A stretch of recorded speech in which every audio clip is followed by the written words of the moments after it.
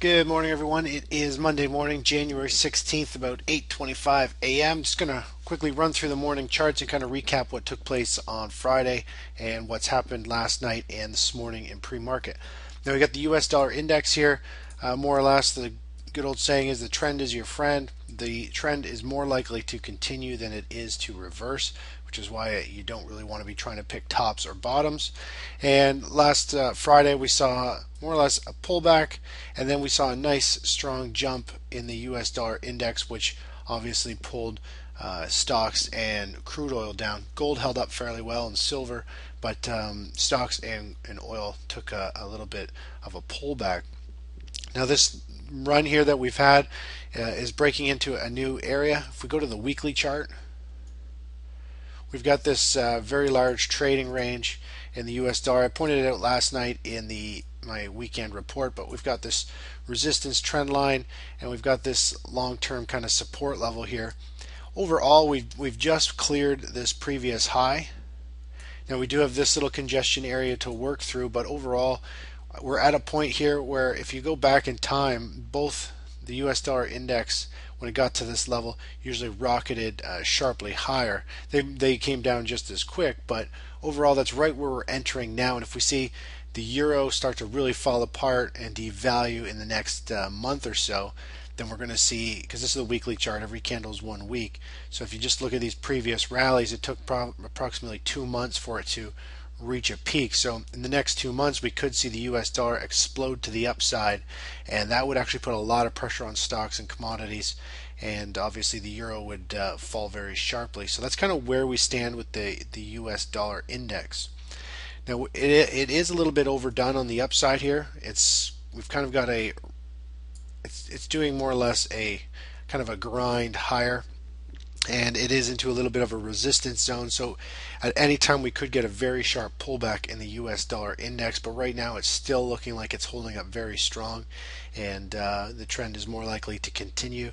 It's kind of a move very similar to what we saw down here, where it can just keep on going and going and going, and people try and pick bottom, and eventually they eventually just start to give up, and that's when the market will actually reverse. So we could see the US dollar ping pong around quite a bit higher before maybe having a little bit more of a pullback and then possibly rocketing even higher. So that's kind of where we stand with the US dollar index. Now if we jump to a 10-minute chart, just to show you the price action from the last day and a half, we've had very bullish price action, a very strong move to the upside. Since then it's just been tapering sideways, a nice bull flag, and in my opinion we are trading down at a little bit of a support zone. Usually you'll see a stock, a bull flag like this, you'll usually see it start to kind of break down and start to really shake people out, because there's going to be stops set below these lows and this low. Usually you'll see it just start to fade off, and you'll start to become bearish, and it'll spook most traders out, and then you get the next leg higher.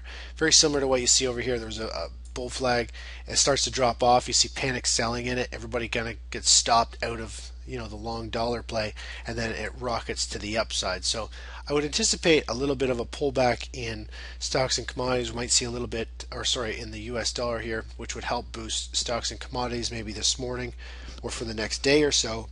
But after that, I think we could see the US dollar continue higher and more pressure on stocks and commodities. Now taking a look at the crude oil chart, this is the 4-hour chart, and we had that breakdown out of our little kind of pennant pattern here last week. Starting to ping pong around, we got close to the apex, and we had that sharp break to the downside. It's got a couple tweezers here, some bottoming candles, and it's put a little bit of a bounce in. I wouldn't be surprised if we see it kind of come back up and just pierce this high, and of course hit this resistance level from back here. Might even go a little bit higher, but overall I'm still neutral to a little bit bearish on crude oil in my opinion right here.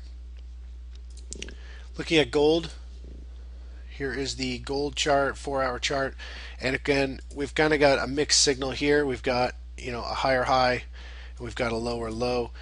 We are trading up above a support zone, so we'll see if it will actually get some legs and move higher. We do have a longer term resistance level going across these highs, and I pointed this out in last night's gold report, which is posted in the members area, we could see gold continue to move a little bit higher and hit this level, and then we could see another sharp wave to the downside. Looking at silver, pretty much the same picture. If we just zoom out a little bit, go a little bit more, you can see here we've got a pretty major resistance down trend line. We're still far from that level. You could even draw another resistance level here where we're kind of just trading right at that level. And overall, if I just zoom in a little bit on silver, you can see it's pretty much the same pattern as we've seen in gold. We're trading just above this resistance level, and we've got that lower low and we've got this higher high. The question is it going to start and push higher and create a new more or less pivot low here, or is it going to kind of give way and fall down? Now, zooming in on this chart here, this to me, the early price action looks a little bit bearish in my opinion. I think we might see it pull back a bit, but we're just going to kind of let that play out how it is right now. I don't really want to get involved in silver or gold yet. Now, looking at the SP500, this is the daily chart of the SPY ETF, showing regular trading hours. What I want to just show here is simply on Friday we saw a little bit of a panic selling here. We saw 3 more or less sellers to every 1 buyer on the NYSE, and we had more or less the trend is up, and we had a dip in the morning, and it got bought back up very strong into the close with some good volume, filled this little gap here. I wouldn't be surprised if we see this market continue to squeeze higher, or at least test these highs in the next session or two. From there, we could see the market roll over pretty sharply. When it does, we're going to see a very sharp drop, and it could drop an easy 3-5% from where it is now. But overall, the trend is still up. It had a nice sell-off on Friday morning, but then sharply reversed and closed very strong on the session. So it's still holding up in its uptrend, and it still is in a bullish pattern. Now, in my opinion, it's something very similar to what we see back here, and something like this, where the market's overbought. It's at a resistance zone from previous time, but the trend is still up, and every time there's some selling, there's buyers coming back in, pushing it up, and it continues to go higher. Overall, the grand picture is, it's noisy chop, it's tougher to trade, it moves very quickly, and of course when it's overbought like this, at any time you could get a very sharp correction, and that's where we stand right now. And the fact that the price here is so condensed in this very tight channel, when it breaks out of that channel, likely if it breaks to the downside, it'll be a very sharp downdraft. Simply, we've got a pivot low here, we have got a pivot low here, and another pivot low here. So once price starts to fall, it'll probably start triggering stops, and within 1 or 2 sessions we could see it come all the way back down to around the 23 area and probably break this pivot low here to flush out the stops. So got to be very cautious there. Looking at this 10-minute chart of the SPY ETF, this is got a couple of my indicators that I've put on here. More or less, when the market becomes oversold into this green zone, usually, as long as the trend is up, usually you'll see the market recover. And of course, this is when we saw it recover the past 3 trading sessions. You can see along the bottom here, we've got each space here is a trading session. So you get down to these levels, you do see a recovery.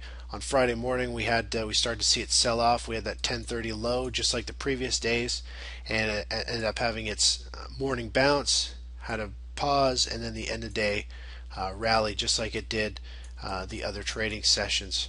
So that's kind of where we stand right now in the grand scheme of things. If you just look at this chart visually, pretty straightforward. We are trading a little bit at resistance level, which is this trend line, and of course right through the middle of this noise here. So we gap down and we've recovered to fill some of that gap, but we're at resistance. There is room for this market to continue to head higher, and it could go much higher, but overall on a short-term basis it's kind of stuck, potentially starting a downtrend. We could see it start to work its way lower, so we're going to be very cautious and see what happens in the next couple trading sessions. Anyways, that's it for now. I'll just show you the futures chart this morning actually for SP500. These are the last 2 trading sessions, and where we spotted those 2 market bottoms with a strong recovery. This is Friday, so we had the midday pullback, and then we had a nice strong close. Overnight trading, we saw prices drop down, and early this morning we've seen them pick back up again, become a little bit choppy. Overall, it looks as though it's trying to form a little bit of a base here. And again, on the daily chart of the SPY with that nice candle that showed a dip in the morning and a strong close, this is looking almost like a little bit more of a bull flag where we could see a launch pad out of here, either test these previous highs or even go higher. The trend is still overall up, and you got to expect these dips are probably going to get bought and pushed higher. Anyways, that's it for now, and I'll talk to you in a little bit. Bye bye.